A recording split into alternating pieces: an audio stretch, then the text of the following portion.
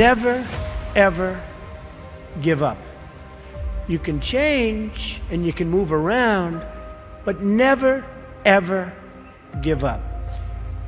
I know people that are very smart. They went to the Wharton School of Finance with me. I know other people that aren't as smart, and those people are the top people in industry today, and they just were tougher. They didn't give up. And the smart ones had everything on their plate. They'd always come in with the A+ on the tests and the good boards and everything else. But when they ran into problems, they didn't know how to solve the problems like the guys that weren't as good. And it's very seldom that you see something other than this happen. So never, ever give up. A lot of that is all in the details. You've got to be into the details, because if you're not, they'll come back to haunt you. So oftentimes, life is in the details. Well, business also is in the details. You have to be very careful. You have to watch the dotted I's, because you can really lose tremendously if you don't watch those details. So we discussed that, and as Robert likes to say, probably more than I do, that's the little finger, but it's all about the details. It's very important. You want to be totally focused. You can't take your eye off the ball.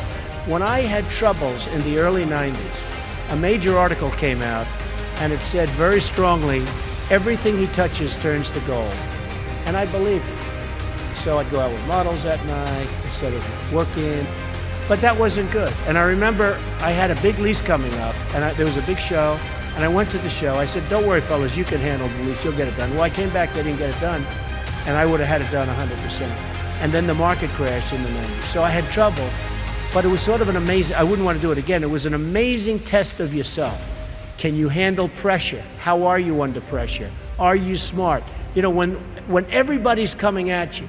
The worst employee is a good employee. A bad employee is fine because you fire that person right away. A great employee is phenomenal. You want to keep them and cherish them. They're fantastic. But a good employee, you never sort of fire them, but they never lead you to the next level. They just keep their job. They're sort of too good to be fired, but they're not good enough. You're never going to do great. So I always say, the worst employee isn't a bad employee, it's just a good or average employee. Gary Player, the great golfer, he was a little guy, very little, but he worked really hard. And he had a great statement, but he'd go, the harder I work, the luckier I get. And he wins the US Open. You have all these big, handsome guys, these big, giant guys, and they're hitting the ball a mile. And you have Gary Player. And Gary Player would win the Open. He'd win the Masters. He'd win this. He'd win that. And he said, hey, in the US Open, he hit a 5-iron to 1 foot from the hole, and he ended up getting a birdie and wins the US Open, right? And he came off the green. Now, I know I've heard the statement before, but I heard it from him in a meaningful way. They said, what do you think, Gary? What is it? He said, all I know is I've been working very hard, and the harder I work, the luckier I get. I thought it was an amazing statement. Sometimes in life, to be successful, oftentimes, most of the time, you have to follow your instincts. You have to follow your gut. You have to. Your parents may say wrong, your whoever may say wrong, but you have to do it. So much of success is seeing yourself as victorious. You have to see yourself. You have to really believe in yourself. And sometimes it's hard. You've had failures, you've had weaknesses, you've had other things. You have to see yourself as a one-man band. Don't rely too much on other people, because they'll let you down. You have to see yourself as victorious. And to be a winner, you have to think like a winner. If you don't think like a winner, it's just never going to happen. Many people have been asking about my desk and the fact that I have so many papers on my desk. It's actually very neat. I know where everything is, but if you look around, there's a lot of stuff. The fact is, I'm busy. I always notice that busy people that are very successful in many cases, have a lot going on their desk. I have papers from deals, I have papers from just about everything. I like to read up on things, I like to study what I'm doing. So therefore, you have a lot of action going on in your office. Now, some of the writers, some of the ones that aren't so smart, they talk about the desk negatively. They say, oh, isn't it terrible? Trump has so many papers on his desk. Let's analyze everything on the desk. And they do the best and they fail. But the fact is, I've noticed over the years, successful people have a lot going on their desk. My desk is in my office. My desk is a very important part of me. And frankly, it's a very important part of my success. Everything I do comes right through this desk. So if it's not perfectly neat, if there's a lot of action, I think that's okay. I actually think that's a good thing. You have to love what you do.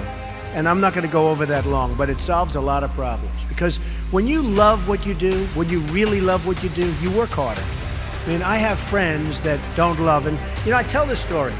A Wall Street titan, big guy, but I was richer than him, and I'm richer, according to Forbes, I'm much richer than him. So I like that, I like that. But this big Wall Street titan, he's a big name. He has a son, and his son is a wonderful human being, which is amazing because the guy's a horrible person. But he's one of the biggest guys on Wall Street. So he wants his son, Alex. I'm going to use the name Alex. It's not his name, but I don't want to get this guy in any more trouble with his father than he already is. Alex isn't the strongest character. The father is a brutal, vicious killer. So the father has a big firm on Wall Street, and he wants Alex to go into the firm, of course. Come on, Alex, get in there, get in there. In the meantime, all these kids are graduating from Wharton and Harvard and Stanford, and they're just eating Alex's lunch. He doesn't have a chance. He doesn't have a chance. And he doesn't like it. He's not liking what he's doing. You got to love what you do. He's not liking it. So one day, but he can't leave because of his father. I actually tell him, why don't you leave? Your father's brutal. The father's just killing the guys. Tell him, you don't have what it takes. I'm sorry, Dad. Oh, this is great. So I say, you got to leave the father. You got to leave him. He said, I just can't, Donald. So anyway, he's a spoiled guy. He's a member of a very good golf club in Westchester, which is a rich place in New York. And he's on one of the committees, and he's on the Greens Committee. And they put him in charge of redoing the course. They're doing this big renovation of the course. It's a very good club. And he's there every morning at 5 in the morning. He doesn't leave. He did such an unbelievable job. The contractors respected him. Everybody respected him. So the wife comes up. He's doing so great, Donald. He's so amazing. And they give him an honor. And this is a tough group of people that have this club. They're club members and they're difficult. They gave him an honor. The club came in under budget, faster by 2 months. He did an unbelievable job, and the quality of the work was 10 times what they ever anticipated. So they gave him a medal. I said, Alex, you ought to go and do this for a living. You ought to be a builder, whether it's houses or clubs or golf courses, renovation or this. Oh, my father would go crazy. He'd never let me. So Alex went back to Wall Street, where he was miserable, and a year later he quit. And he started doing renovations of houses and clubs and different things. And he's doing great. So you've got to love what you do.